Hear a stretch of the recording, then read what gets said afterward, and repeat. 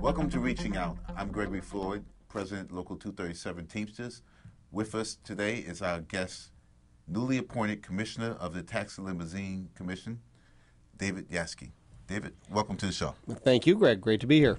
Thank you. And for our audience, you're a former councilman from Brooklyn. That's correct. I was represented North Brooklyn in the City Council for 8 years and have just come to the Taxi Limousine Commission a couple months ago.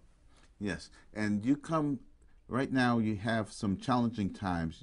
You're taking over the commission, and there was, I wouldn't say controversy, but there was an interesting story that came out where the story came out that New Yorkers were overcharged fares. Can you tell us what that was about? The industry that we regulate, the taxi and for-hire vehicle, car services, liveries, people in different neighborhoods call them different things, dial-a-cars, limos.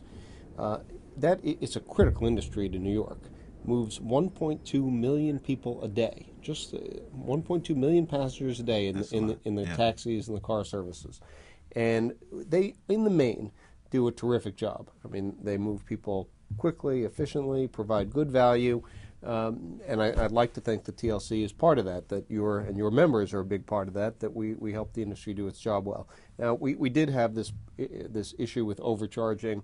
Unfortunately, it wasn't just an isolated case of one or two drivers.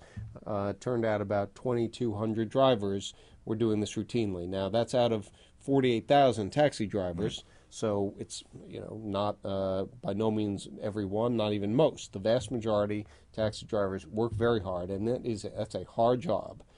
They work hard and they do their job well. We did find this. We're taking the appropriate enforcement action, and it's Local 237 members that are enforcement officers. In this case, we use the technology to do it, and we've sent out summonses to about.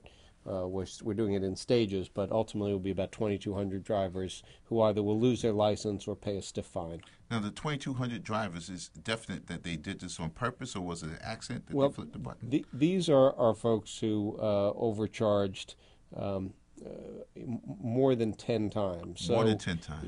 We think in the case of people who did it 50 or more times, we're insisting that they give up their license, or that we are going to take their license. In the case of people who did it 10 to 50, we're going to ask for a fine. And for those listening, we have approximately 250 members that work in the Taxi Limousine Commission as taxi limousine inspectors. And when you hear the word inspector, you think they inspect cabs, but that's partly true. You have two divisions, one safety and emissions and one enforcement. And the chairman's here, and I want him to just your stuff, as you always do. Well, these are your members, and they do.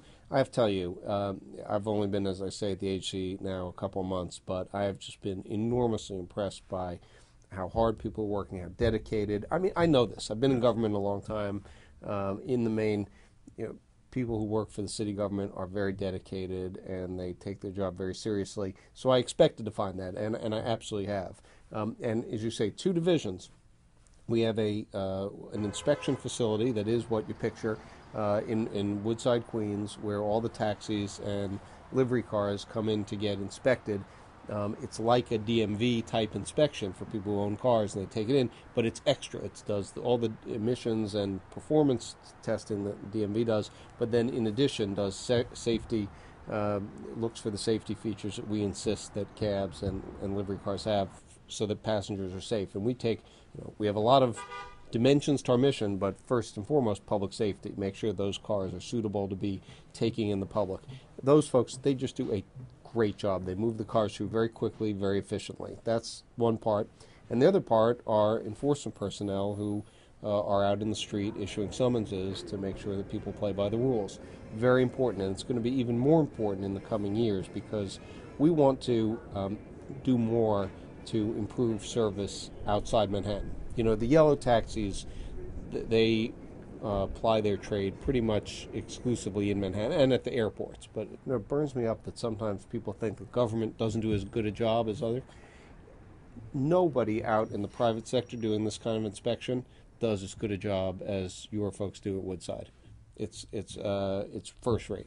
Yeah, they need to be commended. And actually, during the World Trade Center disaster, when the World Trade Center came down on 9/11, they were actually out there working with the police officers, making sure that the traffic was moving, and they were at the armory helping the families look for loved ones, and they did a tremendous job. And the Teamsters magazine did a whole segment on 237 members, and they were part of it. Well, look, as you know, these are peace officers, part of the overall city emergency response network, and your members have assisted OEM numerous times in responding to even less kind of not as great disasters as September 11th, but we a number of times have responded with OEM. Yes. Well, listen, what's next for the Taxi Limousine Commission? Well, we have to, first of all, just keep doing the excellent job that the folks are doing. I want to look more at the outer borough service, the service in Bronx, Brooklyn, Queens, Staten Island, where you're talking about car services and commuter vans. And right now, there is a lot of unlicensed activity going on. And that means consumers, they could be getting into a car that it has not been inspected by your folks at Woodside.